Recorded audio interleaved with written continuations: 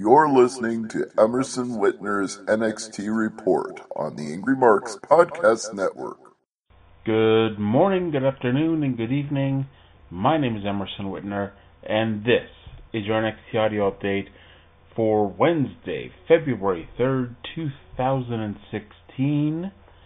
It was the last taping, it was the last show of that particular taping at Full Sail University, and the crowd was not that into this week's episode, especially the main event.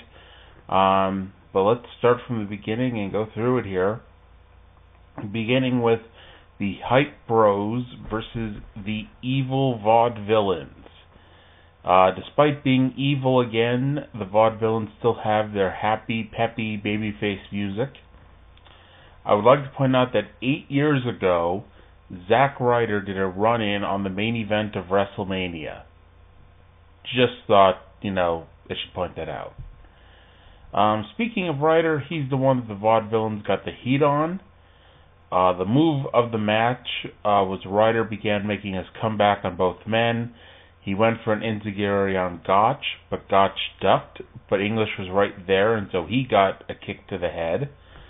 Mojo got the hot tag, but for some reason Ryder just tagged himself back in almost right away, and the Vaudevillains won with the Whirling Dervish. Tom Phillips sat down with Carmella about her upcoming title match with Bayley. She let us know that she's the daughter of former WWF jobber Paul Van Dale, and it just made me think of the good old days when Carmella was just a hairdresser and became a diva because Enzo Amore got her fired because he dumped hair cream on her dog. Anyway, she's looking forward to her title match next week against Bayley and is planning to beat Emma tonight.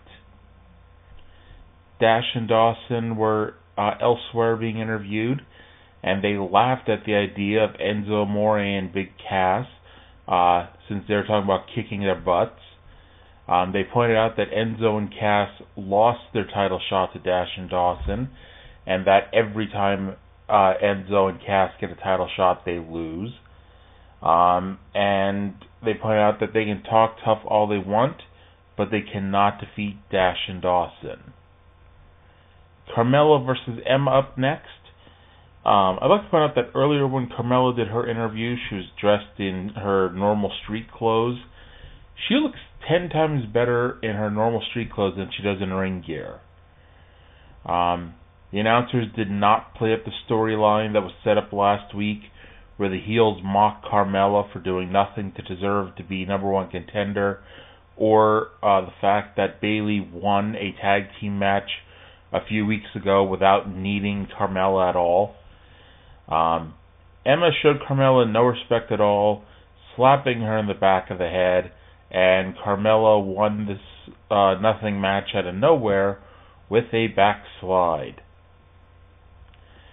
Sami Zayn felt that he should be the number one contender following last week's match where both he and Samoa Joe made Baron Corbin tap. Joe just scared the cameraman away and ignored the question. Enzo Amore and Colin Cassidy were up next, wrestling two unknown men.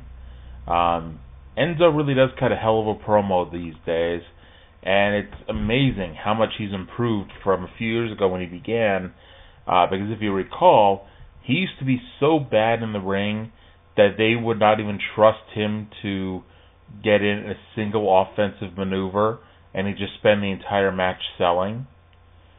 They never gave the jobbers names, but Colin gave one of them a hip toss where the guy was inside the ring, and Colin hip tossed him outside of the ring to the pretty black mats. Colin laid out the other with the catatonic, and Enzo pinned him with the rocket launcher. Apollo Crews was stretching backstage when a camera was shoved in his face. He said that he has what it takes to be NXT champion, but tonight is step one in one day becoming champion. NXT GM William Regal was about to announce Sami Zayn versus Samoa Joe to determine the number one contender, when Baron Corbin stormed in and demanded to be involved, even though he tapped out to both men. Mr. Regal told him no, and then made Zayn versus Joe. Makes you wonder why they bothered waiting for a week, since you knew it was going to happen. Later on, it was announced that the match was going to happen in 2 weeks. Up next, former TNA Knockout and independent women wrestler Santana Garrett took on Asuka. Santana was in TNA for over a year as Brittany, and in case you don't remember her, she was in relationships with both Samuel Shaw and attempted to have a lesbian relationship with Madison Rayne. She did a lot better than most against Asuka, but got trapped in a rolling armbar. She was able to get out, but quickly got locked in the Asuka lock and had to tap out. So yes, Asuka wins again. Finn Balor was backstage and said that Mr. Regal made the right decision by booking Joe versus Zayn, and that led us to the main event of Finn Balor versus Apollo Crews in a non-title match. These two first wrestled back in November, but it ended in a disqualification when Baron Corbin interfered.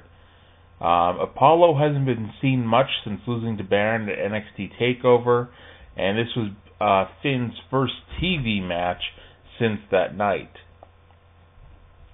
This was a good, solid match. The crowd, like I said, seemed exhausted at this point, and there were people openly yawning in the front row during this match. Everything these two did was very good. However, until the finish, the fans just weren't getting into it, and even at the finish, they weren't getting into it that much. Balor began making his comeback. Crews kicked out of a coup de grace to the back. Finn kicked out of the Gorilla Slam and standing moonsault. The announcers sold how frustrated Crews was getting, but Finn hit the sling blade, the corner drop kick, and the coup de grace. But then, instead of going for the pin, he picked Crews up and laid him out with a brain buster, and that was it. Finn Balor pins Apollo Crews to tie the knot and finish that story up.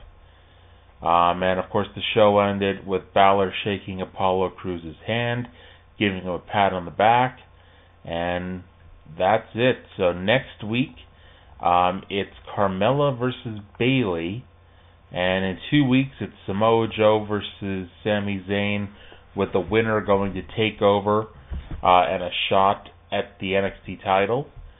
But until then, that does it for this week.